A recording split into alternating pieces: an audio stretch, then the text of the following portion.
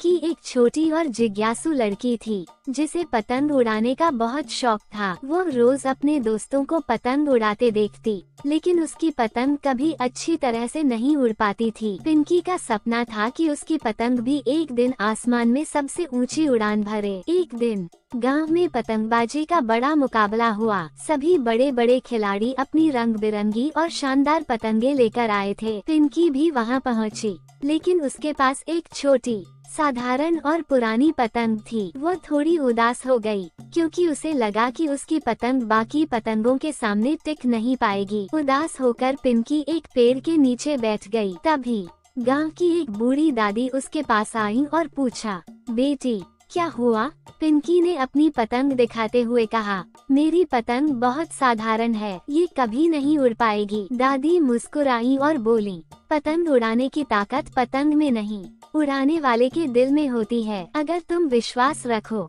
तो ये पतंग भी सबसे ऊंची उड़ सकती है। दादी ने पिंकी को एक छोटा सा मंत्र दिया और कहा, जब तुम पतंग उड़ाओ तो यह मंत्र दिल से दोहराना। पिंकी ने दादी की बात मान ली और मुकाबले में भाग लेने का फैसला किया। मुकाबला शुरू होते ही पिंकी ने अपनी पतंग उड़ाई और दादी का दिया हुआ मंत्र दिल से दोहराया। उसकी साधारण पतंग धीरे धीरे आसमान में ऊंची उड़ने लगी। बाकी लोग हैरान थे कि पिंकी की छोटी पतंग सबसे ऊंची कैसे उड़ रही थी। उसकी पतंग ने सबको पीछे छोड़ दिया और आखिर में मुकाबला जीत लिया। पिंकी बेहद खुश थी। उसे एहसास हुआ कि जीतने का राज उसकी पतंग में नहीं, बल्कि उसके आत्मविश्वास में था। इस कहानी से बच्चों हमें ये सीख मिलती है कि खुद पर विश्वास हो तो कोई भी साधारण चीज असाधारण ऊंचाइयां छू सकती है।